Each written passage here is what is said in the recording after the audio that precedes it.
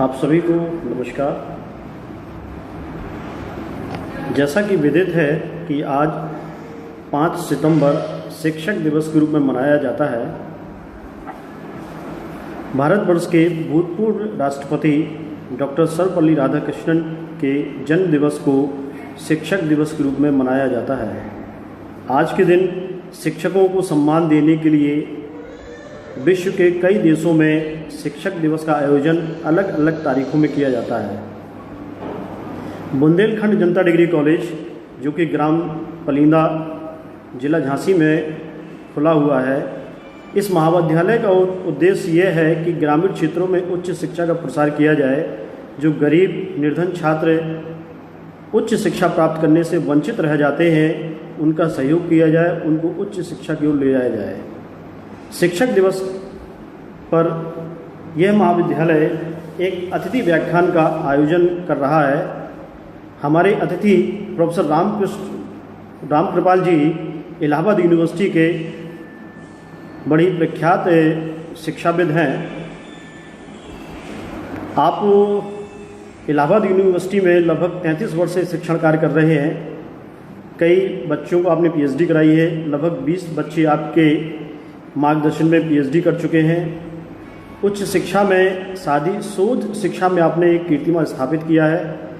170 journal में आपके paper प्रकाशित हो चुके हैं। ये सारे पेपर अंतर्राष्ट्रीय जर्नल प्रकाशित हुए हैं। साथ ही शोध कार्य से आपने कई देशों की यात्रा की है, जिसमें यूएसए और इटली आपकी प्रमुख यात्रा रही है।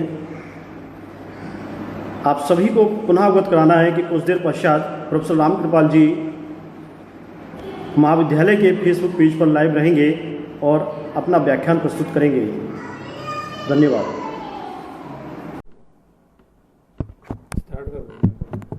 बोलिए, मैं आवाज निकाल दूंगा। हैं? अरे ऐसे खड़ा कर दो ना, छोड़ो, ऐसे खड़ा करो।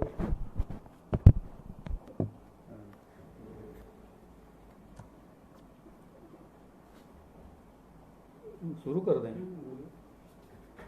हेलो, शुरू करें?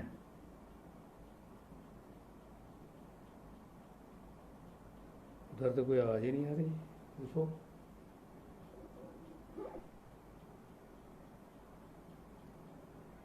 सर वो जो है कि बोल रहे हैं कि उधर से कोई आवाज नहीं आ रही है। अच्छा ठीक ठीक, ओके। हाँ, आप बोलिए। अच्छा। गुरुर्ब्रह्मा गुरुर्विष्णु गुरुर्देवो महेश्वरः गुरु साक्षात परब्रह्म तस्मै श्री गुरुवे नमः। मैं अपने गुरुजनों को नमस्कार करता हूँ। आज का दिन गुरु को आदर देने के लिए मनाया जाता है। आज के दिन 1888 में डॉक्टर सर्वपल्ली राधाकृष्णन जी का जन्म हुआ था, जो प्रख्यात शिक्षाविद, महान दार्शनिक और भारत के प्रथम उपराष्ट्रपति तथा द्वितीय राष्ट्रपति रहे हैं। उनको भारत रत्न से नवाजा गया है।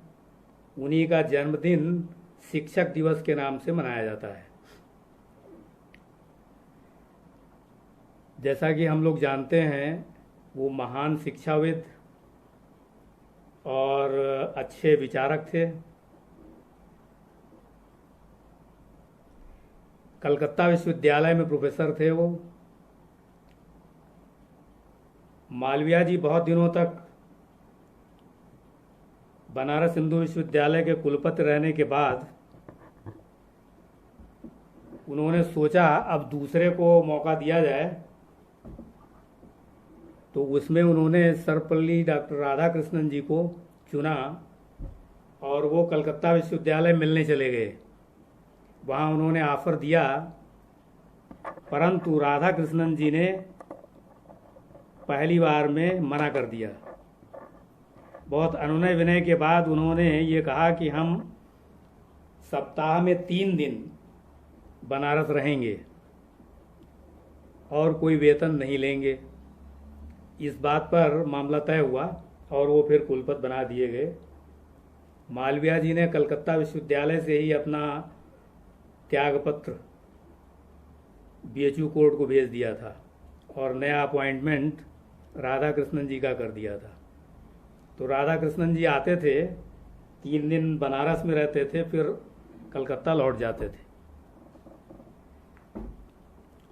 कुछ दिन बाद उन्होंने फिर पूरा समय देना शुरू किया और उसी दरमियान भारत छोड़ो आंदोलन की शुरुआत हो गई थी। तो बनारस हिंदू विश्वविद्यालय को जो ग्रांट मिलती थी वो ब्रिटिश सरकार ने बंद कर दिया। तो अब देखिए कितना अच्छे विचारक थे सर्वपल्ली जी। उन्होंने फिर चंदा इकट्ठा करके बीएचयू को चलाया और वो 9 साल तक कुलपति रहे। तो इससे ये जाहिर होता है कि अगर लगन हो तो कुछ भी असंभव नहीं है। उन्होंने 9 साल तक बनारस हिंदू विश्वविद्यालय की सेवा की। अवैतनिक तमाम शिष्यों को उन्होंने मार्गदर्शन दिया जो बड़े बड़े पदों पर रहे और राष्ट्र का निर्माण किए। इसी तरह के शिक्षकों की आवश्यकता हमारे देश में है। शिक्षक ही आदर्श समाज का निर्माण करता है और राष्ट्र का भी निर्माण करता है।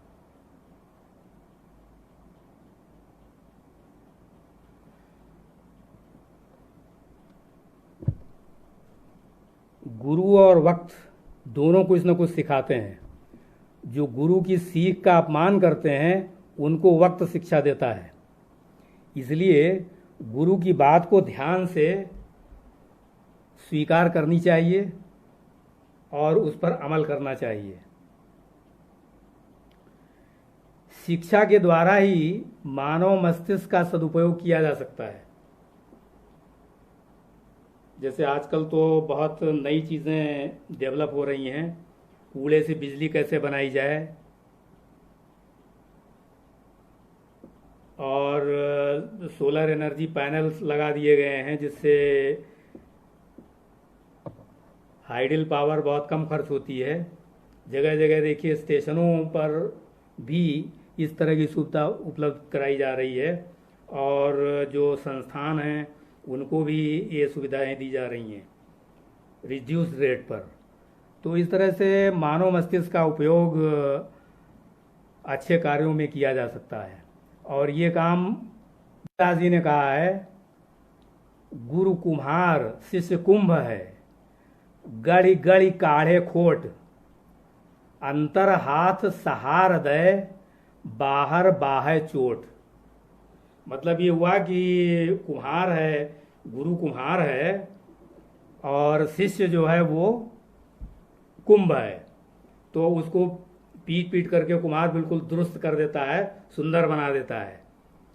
तो ये भाव शिष्य में होना चाहिए और उसको गुरु की बातों को ग्रहण करना चाहिए।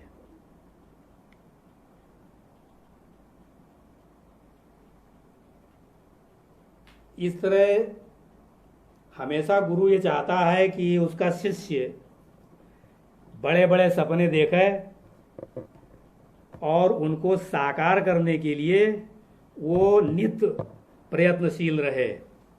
उसको तब तक नींद ना आवे जब तक वो उस मंजिल को ना हासिल कर ले। इसलिए गुरु के मार्गदर्शन पर हम लोगों को विशेष ध्यान देना चाहिए। गुरु को खुशी होती है अगर उसका शिष्य उससे आगे निकल जाता है और राष्ट्र निर्माण में अपना गहन योगदान देता है। हमारे गुरुजनों में से कई तो ऐसे हैं जो अब नहीं रहे, परंतु उनके व्यक्तित्व की छाप अब भी हमारे ऊपर है। मैं उनकी भावनाओं का हमेशा आदर करता हूँ और उनके बताए मार्गदर्शन पर हमेशा चलता रहता हूँ। तमाम और गुरुजन जो अब भी मार्गदर्शन करते रहते हैं, कठिन से कठिन परिस्थिति में उचित सलाह देते हैं और मैं उनकी बात मान करके आगे बढ़ जाता हूँ। जो भी कार्य हमने किए हैं सब उनके मार्गदर्शन में किए हैं और कभी भी असफलता हाथ नहीं लगी है। इसलिए मेरा इतना ही कहना है कि गुरु के मार्गदर्शन का उचित उपयोग किया जाना चाहिए और उसको ध्यान में रखकर हमको अपना व्यक्तित्व विकास करना चाहिए और सतत प्रयत्नशील रहना चाहिए कि हमारे शिष्य भी ऐसा ही करें, तो ये पीढ़ी दर पीढ़ी बढ़ता जाए और हमारे देश का अच्छा गौरव बन सके। इसलिए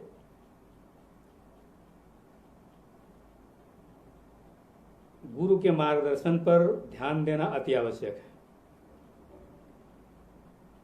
उसी पर चलते हुए हम शिखर तक पहुंच सकते हैं, अपना कल्याण कर सकते हैं और अपने देश का कल्याण सकते हैं, अपने देश को पुनः विश्व गुरु बना सकते हैं। मैं आशा करता हूं कि मेरी इन बातों पर शिष्यगण अवश्य गौर करेंगे और खुद लाभान्वित होंगे तथा अपने साथियों को लाभान्वित करके देश का गौरव बढ़ाएंगे। धन्यवाद।